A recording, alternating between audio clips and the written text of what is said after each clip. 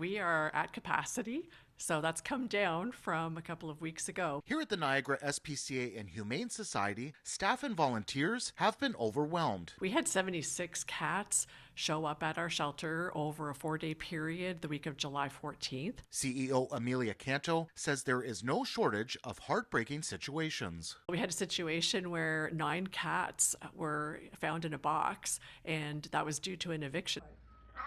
Some found indoors, but many outside. We've had Tupperware Rubbermaid containers with lids on them and cats inside. And actually, we found 2 of those. One was on a corner and the other was in a park. One of the worst ones was this wire crate full of 14 female cats with a handwritten note apologizing and asking for help finding new homes. Compassion fatigue is something that we look out for in this field. Seeing this day after day is hard. Canto says affordability struggles are behind a lot of this. We're seeing housing problems that can affect pet ownership. There's also the cost of living. Niagara, I have to say, has a huge animal-loving population, and when there's a need, they step up big time. Christina Pockernick owns Ruffins in Welland. She's tried to help by donating 2 cases of kitten milk replacement and hosts animals up for adoption. You try not to judge initially because everybody has their story and we're all struggling in one way or another. Pockernick says customers' buying habits have changed recently too. Last year when we first opened, the luxury items, let's say, the toys and things like that, we sold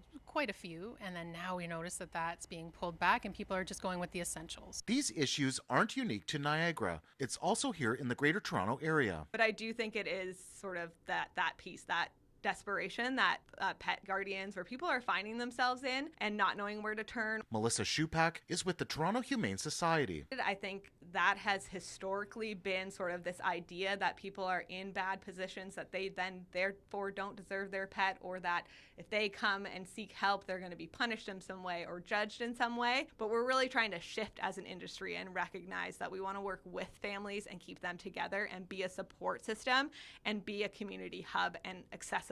The Toronto Humane Society and Niagara SPCA have several programs to keep loved ones together, such as pet food banks, donation days for community members in need, affordable spay and neuter clinics, temporary fostering programs, and ways to get more affordable vet care. Conversation goes a long way. Basically, tell anybody you can, and then someone might be able to step up and help you out in one way or another. They also have this reminder: there are plenty of older animals and ones not chosen as often, such as bunnies, that are in need of caring homes as well. Some people aren't looking for a high energy pet. They're looking for something a little low energy. So that's where an older pet might be a really great fit in a home, or where it's a quieter home and you want a quieter pet. Because as they all note, companionship is more important than ever. There's so many benefits. They're a source of sort of love, entertainment, enrichment. Now, if you want to help animals like Bowie here, head to citynews.ca, where we'll have more resources and ways you can help.